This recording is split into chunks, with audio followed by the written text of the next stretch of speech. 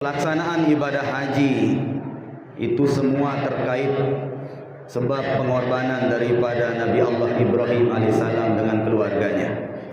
Jadi Allah SWT abadikan setiap bekas-bekas daripada Nabi Ibrahim dan perjuangan dengan keluarganya, anak istri beliau.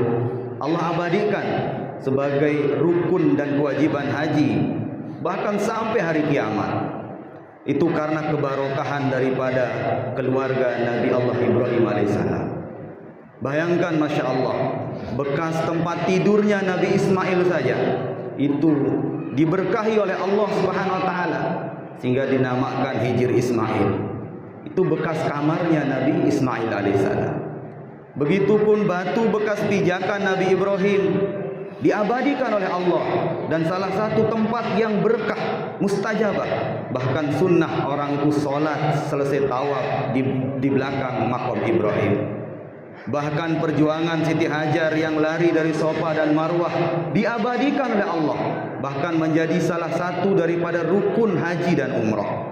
Semua itu karena pengorbanan Nabi Ibrahim alaihissalam.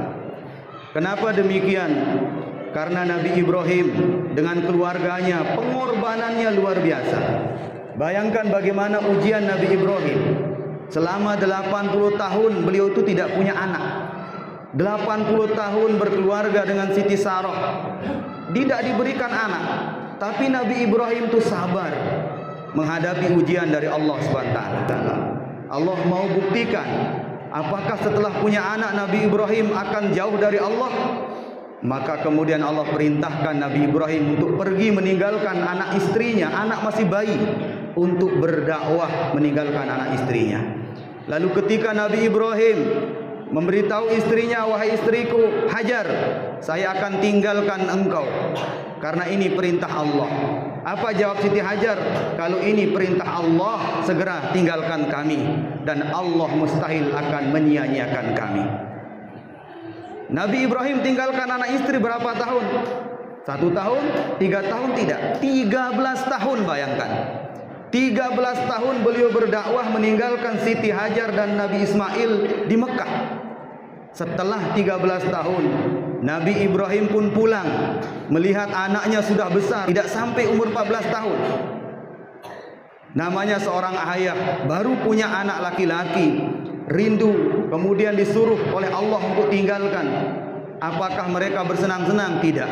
Allah perintahkan daripada Nabi Ibrahim untuk menyembelih anaknya sendiri. Allah perintahkan untuk menyembelih anaknya sendiri karena Allah mau melihat apakah apakah Nabi Ibrahim ini lebih mencintai anaknya, apakah mencintai Allah. Maka Nabi Ibrahim sedikit pun beliau tidak mundur dari perintah itu, tidak bertanya. Kalau kita kira-kira pasti bertanya, ini perintah Allah apa tidak? Tapi Nabi Ibrahim tidak. Dan Allah Subhanahu wa taala sebenarnya adalah mengambil atau menagih janji Nabi Ibrahim. Karena Nabi Ibrahim itu setiap tahun kalau beliau berkurban itu dengan 1000 ekor kambing, 300 ekor sapi, dan 100 ekor unta. Itu tiap tahun, sampai malaikat pun kagum. Malaikat katakan, wahai Ibrahim, tidak ada nabi yang seperti engkau. Apa jawab Nabi Ibrahim? Wahai malaikat, ini masih belum seberapa. Sekiranya Allah berikan aku anak, anakku pun akan aku korbankan. Itu kata Nabi Ibrahim. Maka perkataannya itu dituntut oleh Allah. Kalau memang betul perkataanmu, kamu lebih cinta aku daripada anakmu, sembelih anakmu, hai Ibrahim. Maka saat itulah, tapi Nabi Ibrahim walaupun seorang ayah, beliau tidak serta-merta ego sebagai orang tua. Wahai Ismail, Allah perintahkan saya sembelih kamu, siap? Tidak. Tapi apa kata Nabi Ibrahim dalam surat As-Saffat? Nabi Ibrahim berkata, Nabi Ibrahim berkata, firman Allah, ya bunayya, wahai anakku, kata Ibrahim, inni ara fil manam, sesungguhnya Allah perlihatkan aku di dalam mimpi, anni asbahuka, aku ini menyembelih engkau. Padahal Nabi Ibrahim tahu kalau itu perintah Allah, karena mimpinya seorang nabi adalah wahyu. Jadi Allah menurunkan wahyu melalui mimpi para nabi. Dan Nabi Ibrahim tahu kalau ini perintah Allah. Kenapa harus tanya anaknya? Maka kata ulama, begitulah sifat orang tua. Jadi orang tua itu walaupun sama anaknya harus musyawarah. Tidak serta-merta kita orang tua itu putus, kamu begini, kamu tidak. Tapi tanya. Maka Nabi Ibrahim bertanya kepada anaknya, "Panzur maza taro." Apa kata Nabi Ibrahim? "Wahai anakku, bagaimana pendapatmu? Ini Allah perintahkan saya menyembelihmu. Bagaimana pendapatmu? Apakah ini benar atau salah?" Apa jawab Nabi Ismail? Qala if'al ma tu'mar. Kerjakan perintah Allah ini wahai ayahku. Ya abati if'al ma tu'mar. Satajiduni insyaallah minas sabirin. Ini jawab seorang anak. Seorang anak yang taat kepada Allah, begitu mau disembelih dia siap. Maka inilah kebarokahan Nabi Ibrahim dengan keluarganya. Beliau seorang ayah yang begitu taat kepada Allah dan baik kepada anak istrinya. Seorang istri yang taat kepada Allah, bakti kepada suaminya yaitu Siti Hajar. Seorang anak yang taat kepada Allah, berbakti kepada kedua orang tuanya. Maka saat itulah Nabi Ibrahim mengajak Nabi Ismail untuk ke Jabal Qurban namanya. Satu bukit di antara perbatasan Mina dan Musdalifah. Di sanalah Nabi Ismail disembelih. Sebelum sampai di sana, barulah iblis menggoda. Daripada yang pertama digoda adalah Siti Hajar, istri Nabi Ibrahim alaihissalam. Tapi tidak bisa dia goda Siti Hajar. "Wahai Hajar, lihat suamimu mau menyembelih anakmu." Apa jawab Siti Hajar? "Wahai iblis, tidak mungkin seorang ayah menyembelih anaknya sendiri." Kemudian iblis mengatakan, "Itu suamimu mengaku bahwa dia diperintah oleh Allah." Apa jawab Siti Hajar? "Kalau memang ini perintah Allah, jangankan anakku, aku pun aku siap untuk disembelih." Maka pun tidak bisa digoda Siti Hajar oleh iblis.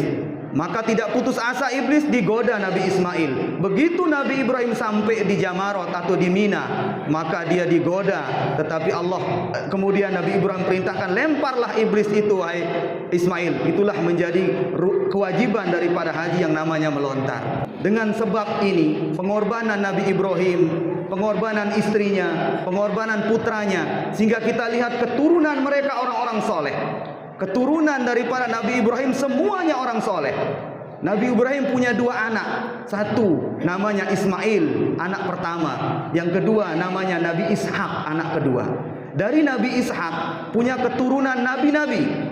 Anaknya namanya Nabi Yakub, anaknya Nabi Ishak. Kemudian Nabi Yusuf, Nabi Ayub, Nabi Zakaria, Nabi Sulaiman, Nabi Daud, Nabi Ilyas, Nabi Ilyasa, Nabi Zulkifli, Nabi Yunus, sampai Nabi Isa. Itu keturunan daripada Nabi Yakub, keturunan daripada Nabi Ishak, atau keturunan daripada Nabi Ibrahim alaihissalam. Kemudian dari Nabi Ismail, keturunannya orang-orang soleh. Nabi Ismail ini punya anak namanya Qoizar. Anak pertamanya namanya Qoizar. Qoizar ini punya keturunan namanya Adnan. Adnan ini punya anak laki-laki namanya Ma'at. Ma'at ini punya anak laki-laki namanya Nizar. Nizar ini punya anak laki-laki namanya Mudor. Mudor ini punya anak laki-laki namanya Ilyas. Ilyas ini punya anak laki-laki namanya Mudrikah. Mudrikah ini punya anak laki-laki namanya Khuzaimah. Khuzaimah ini punya anak laki-laki namanya Kinanah. Kinanah ini punya anak laki-laki namanya Nader. Nader ini punya anak laki-laki namanya Malik. Malik ini punya anak laki-laki namanya Pihr. Pihr ini punya anak laki-laki namanya Ghalib. Ghalib ini punya anak laki-laki diberi nama adalah Ka'ab. Ka'ab punya anak laki-laki diberi nama Murrah. Murrah punya anak laki-laki namanya Kilab.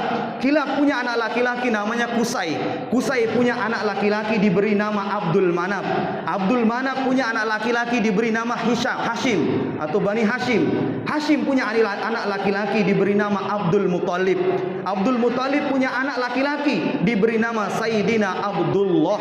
Sayyidina Abdullah menikah dengan seorang perempuan bernama Sayyidah Aminah, dan Sayyidah Aminah melahirkan Sayyidul Mursalin, pimpinan seluruh para nabi dan rasul, yaitu baginda Nabi Muhammad sallallahu alaihi wasallam. Kalau kita lihat urutannya, orang-orang soleh keturunan daripada Nabi Ibrahim alaihissalam. Artinya apa? Kenapa kami sampaikan atau saya sampaikan ini? Itulah berkahnya kalau seorang ayah taat kepada Allah, baik kepada anak istrinya, seorang istri taat kepada Allah, bakti kepada suaminya, seorang anak taat kepada Allah dan bakti kepada kedua orang. Sebaliknya, kalau kita tidak taat, istri istri tidak taat, jangan kita ini heran kalau anak-anak kita pun tidak akan jadi orang-orang soleh.